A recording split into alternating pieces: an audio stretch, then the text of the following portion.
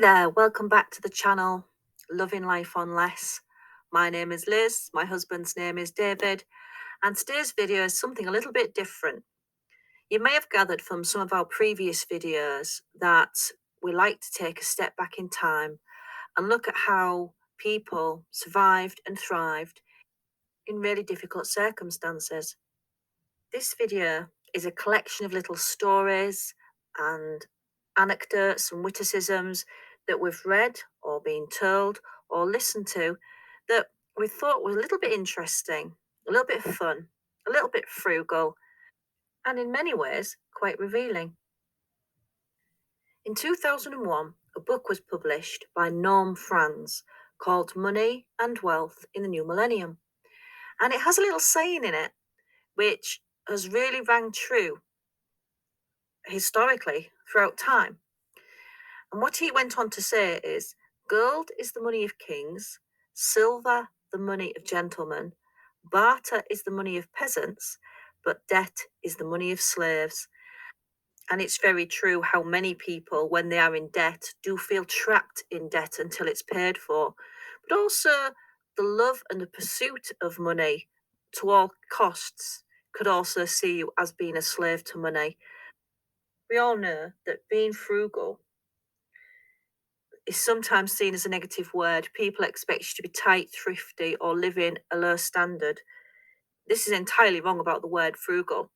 The word frugal means being resourceful and prudent with your money and being able to ignore societal trends and having a lifestyle that builds to or obtains financial freedom for you and your family.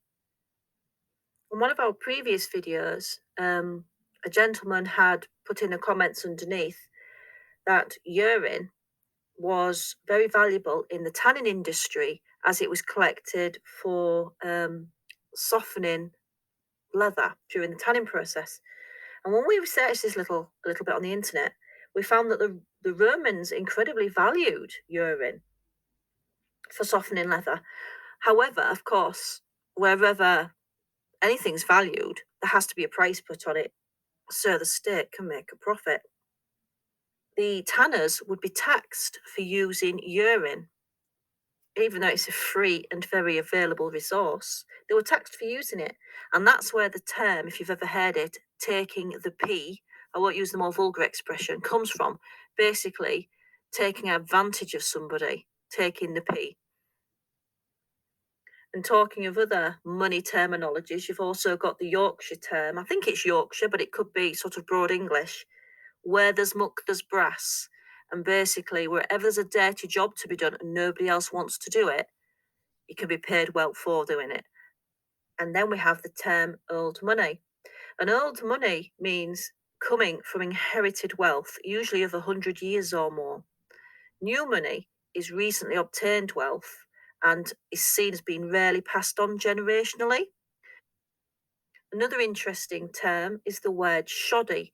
Now, in modern day language, if we say something shoddy, we mean it's a bit rubbish or not very well put together. It's a bit shoddy, it's a bit cheap.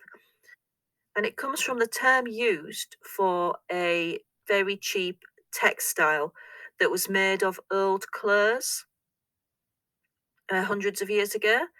It was clothes that were rags that were no longer could be worn, clothes that had been shod, and it was collected by the ragman, and it would be manufactured into a cheap, basically recycled into a cheap fabric. And that fabric was called shoddy.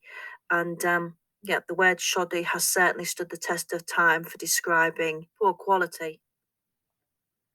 English writer Samuel Johnson said, "Without frugality, none can be rich, and with it, very few would be poor."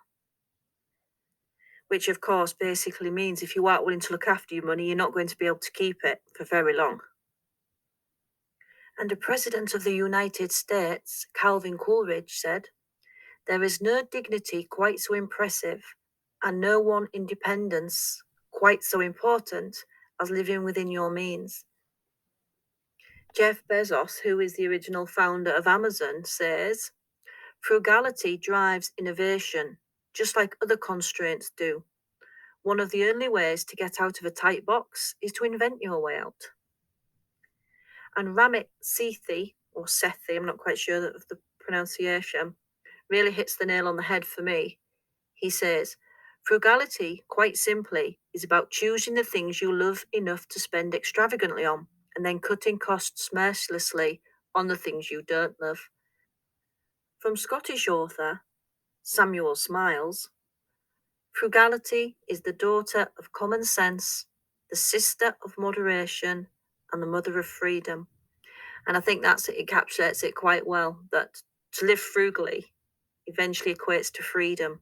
You aren't trapped by being able to live below your means. It's a comfortable place to be. Doesn't mean stop aspiring to have greater means. It just means whatever means you have, live beneath them. And as one of the wisest men to ever roam our planet said, he who will not economize will have to agonize. And that was Confucius. We hope you like this unusual and short video. Just a few little bits that we'd found interesting as we've done researching over the last few weeks. There may be more to come as and when we find little bits and bobs. Thank you for your time as usual. We hope to see you very soon. We hope you have a lovely day, a lovely evening, a lovely morning, wherever it is for you and whatever it is for you. Take care. We'll see you very soon.